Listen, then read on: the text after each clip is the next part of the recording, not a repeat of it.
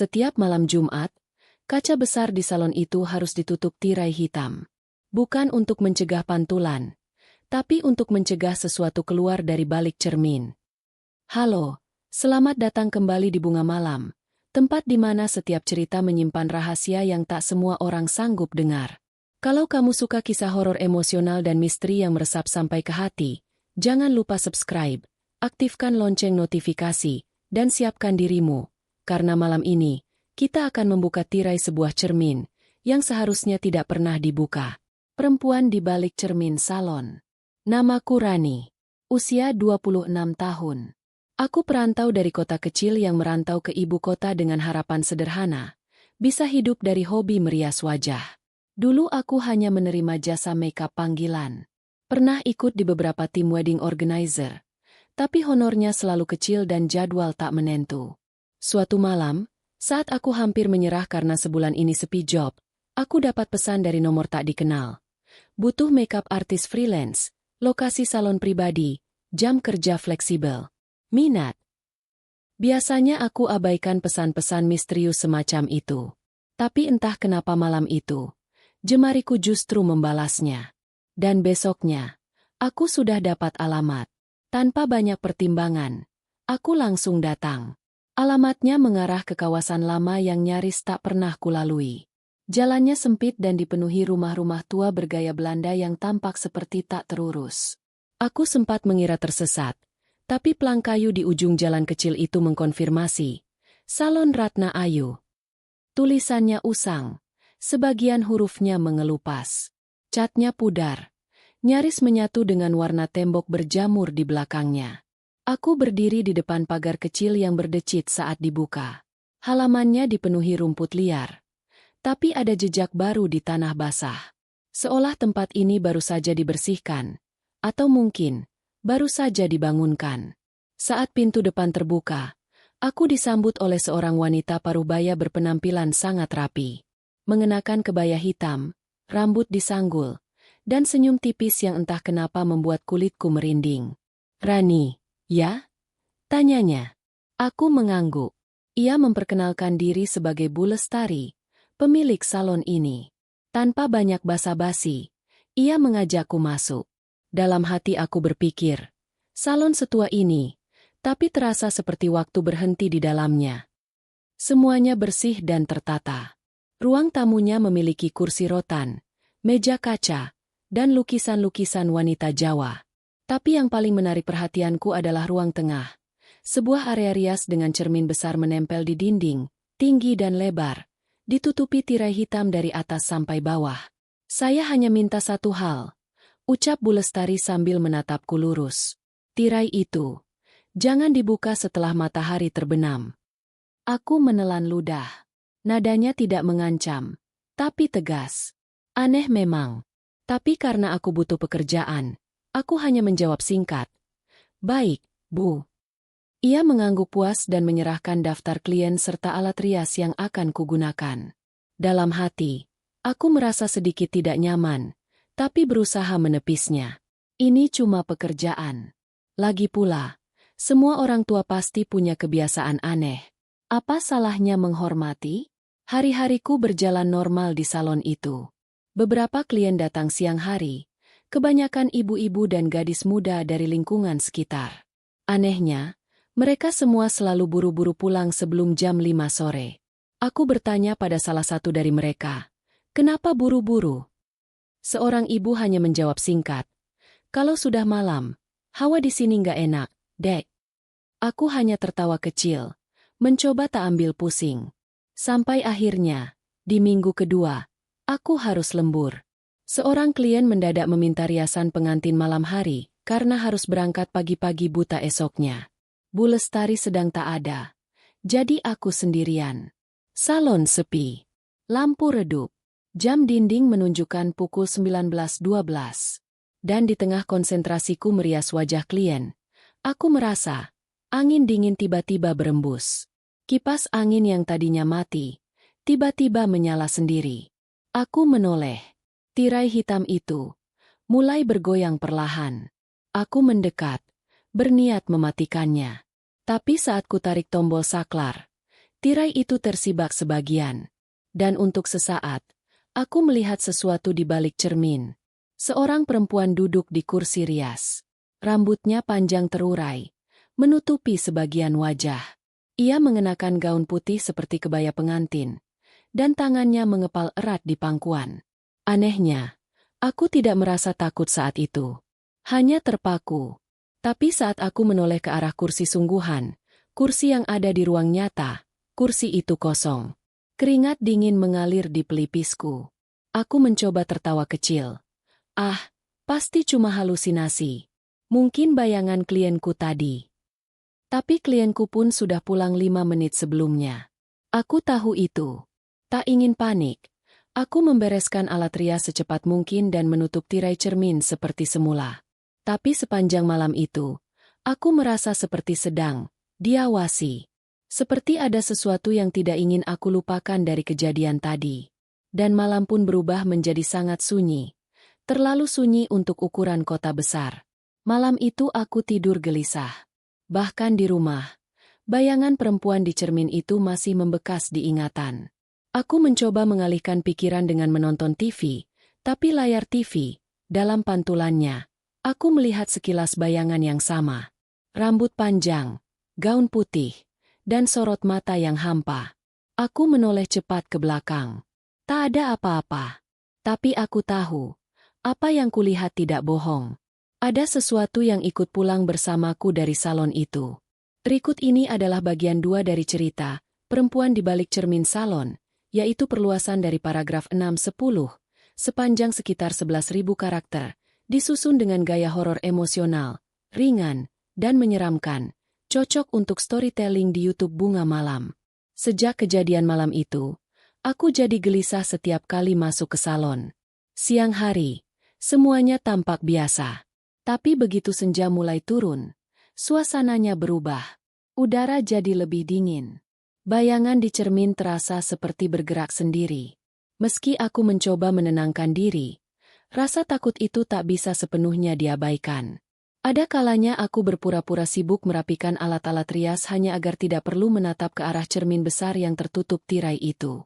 Anehnya, aku mulai mendengar hal-hal yang tidak masuk akal. Suara langkah kaki di lantai kayu padahal tak ada siapa-siapa. Suara isak tangis yang sangat pelan. Datang entah dari mana. Kadang aku bahkan mencium wangi bunga melati padahal tak ada yang memakai parfum. Akhirnya, aku memutuskan bertanya langsung pada Bu Lestari. Saat itu sore, sebelum klien datang, kami duduk di ruang tamu, ditemani teh panas dan biskuit. Dengan suara yang kutahan agar terdengar santai, aku berkata, "Bu, saya mau tanya sesuatu tentang cermin itu. Kenapa nggak boleh dibuka malam-malam?" Bu Lestari menatapku lama. Senyumnya perlahan memudar.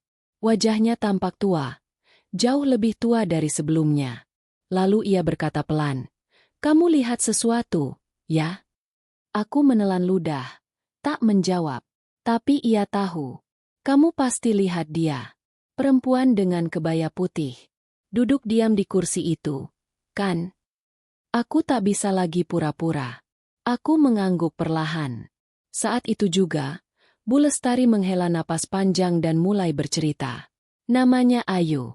Dia klien terakhir kami sebelum salon ini tutup. Dulu, dia perempuan paling cantik di lingkungan ini. Seorang guru tari Jawa, penuh pesona. Calon suaminya orang kaya, anak pengusaha.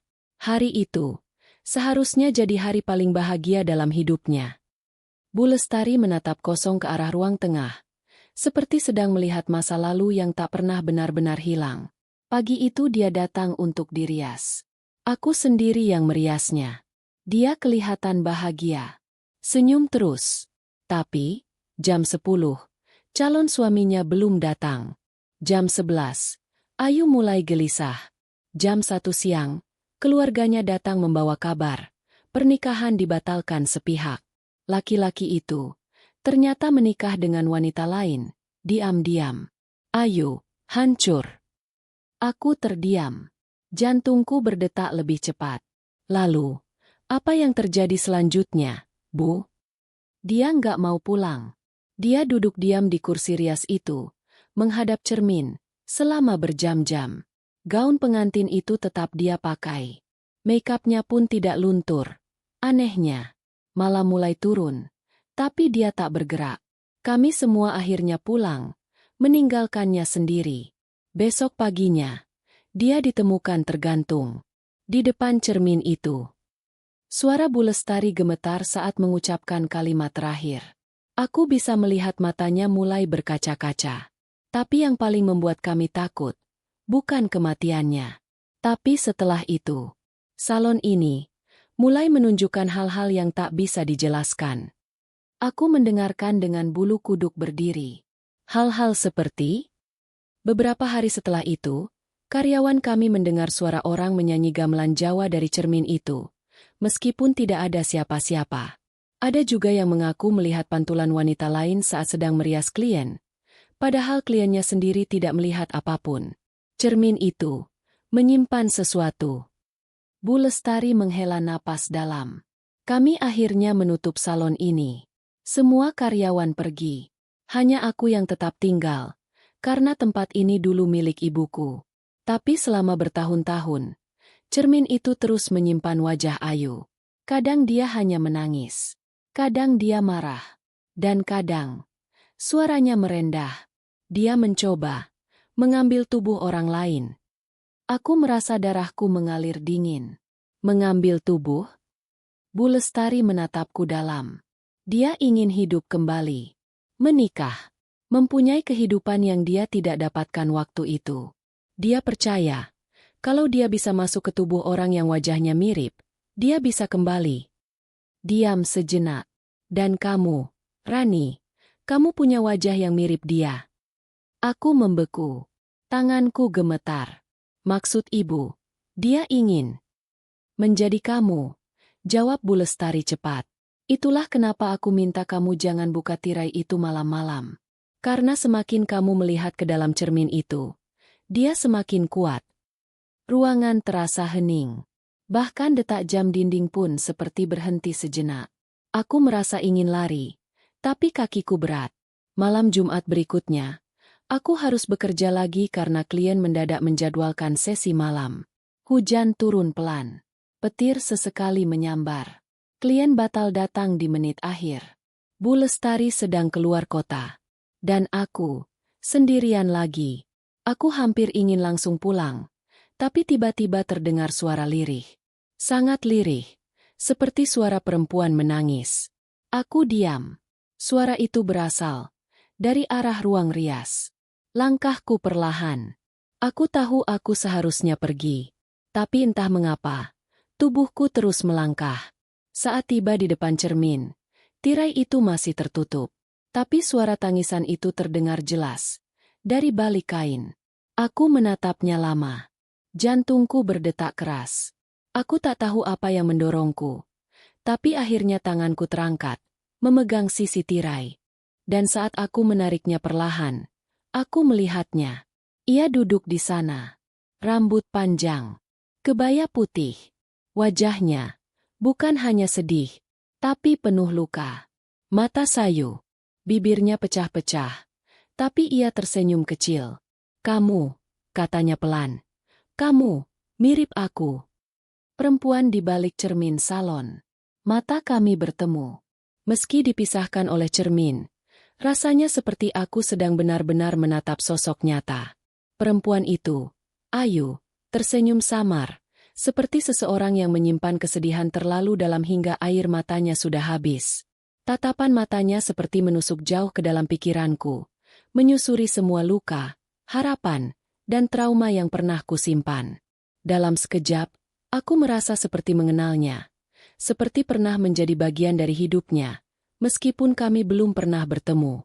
Aku cuma ingin menikah, katanya pelan. Suaranya serak tapi mengalun lembut, seperti gumaman doa yang dipaksa keluar dari kerongkongan yang lama tak bersuara. Cuma ingin bahagia, sekali saja. Aku terpaku. Kakiku tak bisa digerakkan. Jantungku berdetak terlalu cepat. Di luar, hujan masih turun deras. Tapi di dalam ruangan itu, dunia seperti berhenti. Tidak ada suara lain selain bisikan perempuan di balik cermin. Tapi kenapa aku? Tanyaku lirih, nyaris tanpa sadar. Karena kamu mirip aku. Jawabnya. Tapi kamu belum menikah. Belum punya cinta. Kamu masih kosong. Dan aku bisa masuk. Ia lalu berdiri. Gerakannya lembut. Hampir melayang. Gaun putihnya menggesek lantai. Tapi tak menimbulkan suara. Lalu ia menempelkan tangannya ke permukaan cermin. Ayo, Rani. Izinkan aku merasakan hidupmu. Hanya sebentar saja. Kamu bisa beristirahat. Aku akan jaga tubuhmu. Aku mundur perlahan. Tidak. Aku bukan kamu. Aku bukan wadahmu. Bisikku dengan suara gemetar. Tapi cermin itu mulai bergetar. Bayangan di dalamnya tak lagi mencerminkan ruangan di depannya. Pantulannya berubah. Cermin itu kini menampilkan aula pernikahan, dihiasi bunga putih, musik gamelan samar terdengar, dan di ujung altar, berdiri Ayu, mengenakan kebaya pengantin, menatap ke arahku. Di sisi lain, kursi-kursi kosong. Tidak ada tamu. Tidak ada pengantin pria. Hanya bayangan Ayu dan diriku. Bersatu dalam satu pantulan yang makin tak masuk akal. Tiba-tiba, sesuatu menarikku dari belakang. Aku berbalik cepat, dan tak ada siapa-siapa. Tapi saat kulihat ke arah cermin lagi, bayangan Ayu sudah menempelkan wajahnya di permukaan kaca. Matanya membelalak. Dan untuk sesaat, aku merasa ada bagian dari diriku yang hilang. Napasku tercekat, pandanganku kabur. Dan dalam hitungan detik, aku pingsan. Saat aku sadar, aku sudah berada di ranjang salon. Tirai cermin sudah tertutup kembali. Lampu menyala remang. Tapi ada satu yang aneh. Aku merasa sangat ringan. Saat aku bangkit dan bercermin, aku melihat wajahku sendiri. Tapi sorot matanya berbeda. Itu, bukan aku, pikirku dalam hati. Aku mencoba menggerakkan tangan, dan tangan itu merespons. Tapi lambat, seperti tubuh ini milik orang lain. Perlahan, aku menyadari, Ayu telah masuk. Beberapa jam kemudian, aku berhasil menghubungi Bu Lestari. Ia datang terburu-buru, dan saat melihatku, ia langsung tahu. Ayu, katanya lirih. Bukan menyapaku sebagai Rani. Kamu tidak boleh melakukan ini lagi. Tubuhku berbicara, tapi aku tidak merasa mengendalikannya. Aku hanya ingin hidup sebentar saja. Rasakan bagaimana jadi manusia yang utuh lagi. Suara itu keluar dari mulutku, tapi bukan dari hatiku. Bu Lestari terlihat sedih, bukan marah. Seperti seorang ibu yang sudah lelah memarahi anaknya yang nakal tapi penuh luka. Ayu. Kalau kamu terus begini, dia bisa mati. Rani bukan tubuh kosong. Dia punya jiwanya sendiri. Kamu akan menghancurkannya. Dan saat itulah aku merasa seperti sedang berteriak dari dalam ruang gelap. Aku ingin keluar. Aku ingin tubuhku kembali. Aku menjerit dari dalam. Tapi tak ada yang mendengar. Kecuali satu orang. Ayu. Ia menoleh ke arah cermin. Dan dalam bayangan samar, ia melihatku berdiri di sana. Kamu masih kuat, katanya. Tapi sebentar lagi kamu akan lelah. Dan aku akan tinggal di sini selamanya.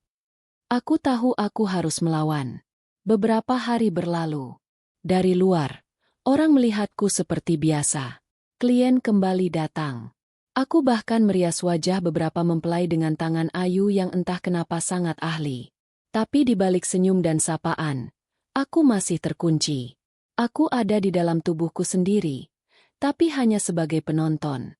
Ayu mengendalikan semuanya. Dan yang paling menakutkan adalah, semakin lama aku diam, semakin lemah aku menjadi. Malam itu, aku bermimpi. Dalam mimpi, aku berjalan menyusuri lorong penuh cermin. Setiap cermin menampilkan kenangan Ayu, masa kecilnya yang indah, saat ia mengajar tari, hingga momen pengkhianatan di hari pernikahan. Tapi di ujung lorong, ada satu cermin yang kosong. Dan disinilah, aku melihat diriku sendiri, seperti sedang menunggu. Suaraku keluar lagi. Aku tidak bisa terus seperti ini. Ini tubuhku. Kembalikan. Ayu muncul di belakangku. Kamu tidak tahu rasanya ditinggalkan. Dikhianati. Mati dalam diam. Aku menatap matanya. Tapi kamu juga tidak tahu rasanya masih hidup tapi tak bisa jadi diri sendiri. Dia terdiam. Lama. Lalu berkata pelan. Kalau kamu bisa menatap cermin itu saat tengah malam, dan memanggil namaku 3 kali, mungkin kamu bisa mengambil tubuhmu kembali. Tapi risikonya, kamu akan melihat siapa aku sebenarnya.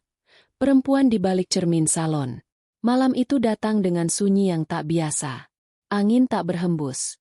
Hujan pun enggan turun. Langit menggantung kelam tanpa suara. Seolah semesta sedang menahan napas untuk menyaksikan sebuah pertarungan jiwa yang tak akan tercatat dalam sejarah manusia. Jam di dinding berdetak berat. Pukul 23.55. 5 menit lagi menuju tengah malam.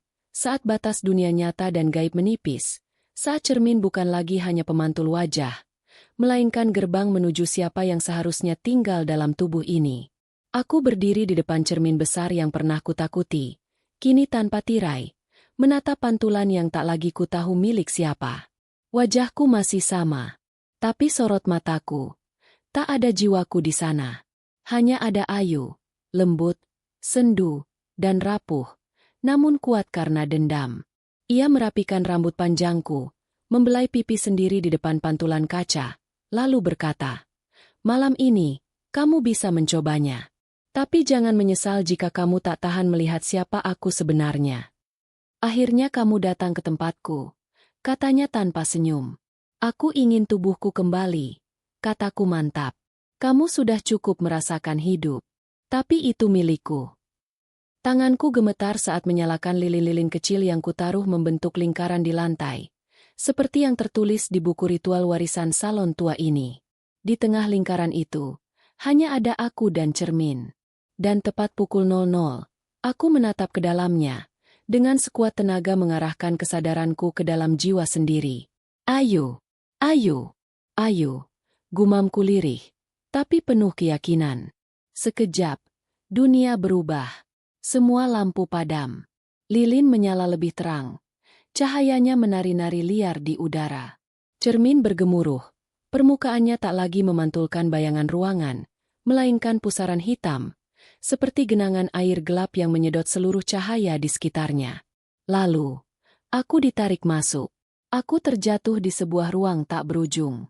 Dindingnya terbuat dari cermin-cermin yang pecah, memantulkan potongan wajah ayu, wajahku, dan ratusan wajah lain yang tak kukenal.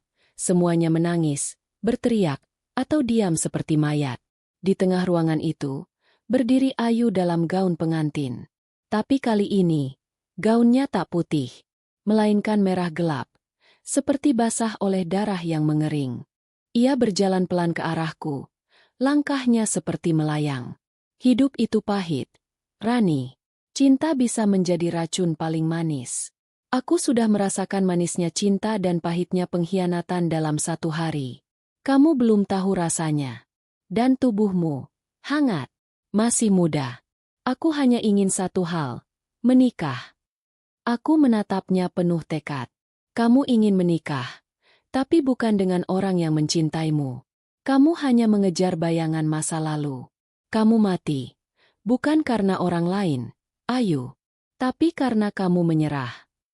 Matanya memerah, tapi aku tidak berhenti.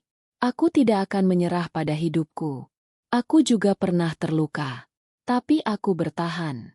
Aku akan terus bertahan. Cermin-cermin di sekeliling mulai pecah satu persatu. Suara gemeretak menggema, seperti dunia di dalam sana runtuh. Ayu menjerit. Wajahnya mulai berubah. Kulitnya mengelupas, rambutnya memutih, dan matanya hampa. Akhirnya aku melihat siapa dia sebenarnya. Bukan wanita anggun, tapi roh yang penuh luka, haus akan kehidupan yang tak bisa dikembalikan. Tapi di balik itu semua, aku masih bisa melihat gadis yang dulu, Ayu yang lembut, yang hanya ingin dicintai. Dan hatiku retak. Kalau kamu memang ingin menikah, kataku pelan, aku akan doakan kamu mendapatkan kehidupan yang tenang. Tapi bukan di tubuhku. Bukan di dunia ini. Kembalilah. Istirahatlah. Aku membuka kalung kecil yang selalu kupakai, diberikan almarhum nenekku, Seorang dukun Jawa. Dalam kalung itu tersimpan segumpal rambut kecil dan jimat penolak roh halus. Saat kusentuhkan ke cermin, cahaya menyebar. Pusaran hitam terhenti. Dan jeritan Ayu membahana, sebelum akhirnya hening. Lalu, semuanya gelap. Aku terbangun di pagi hari. Di ruang salon, tirai cermin tertutup kembali. Tubuhku terasa berat, tapi milikku. Aku menangis. Bukan karena takut, tapi karena rasa syukur dan kehilangan. Entah kenapa, aku merasa Ayu benar-benar pergi. Bu Lestari masuk beberapa menit kemudian. Ia menatapku. Kamu berhasil. Aku mengangguk pelan. Ia mendekat dan memelukku. Kamu perempuan yang kuat, Rani. Lebih kuat dari yang kamu kira. Sejak hari itu, cermin itu tidak pernah lagi dibuka. Bahkan kami memutuskan untuk menutup salon itu. Bangunannya kini kosong. Tapi aku tahu, Ayu tak lagi di sana. Ia telah mendapatkan sesuatu yang lebih penting dari tubuh baru, kedamaian. Tapi kadang, saat aku berdiri di depan cermin kamar, aku masih melihat sekilas bayangannya. Bukan menakutkan, tapi seperti seseorang yang sedang tersenyum. Sebelum akhirnya menghilang, pelan-pelan, seolah berbisik. Terima kasih, Rani, sudah membantuku pulang. Tamat, apa kamu masih berani menatap cermin di malam hari? Kadang, yang terpantul bukan hanya bayangan, tapi seseorang yang sedang mencari jalan pulang dari masa lalu. Terima kasih telah menyimak kisah ini sampai akhir. Jika cerita ini menyentuh hati dan membuatmu merenung, jangan lupa tekan like dan subscribe channel Bunga Malam. Karena setiap hari kami hadirkan cerita penuh makna. Sampai jumpa di kisah berikutnya. Wassalamualaikum warahmatullahi wabarakatuh.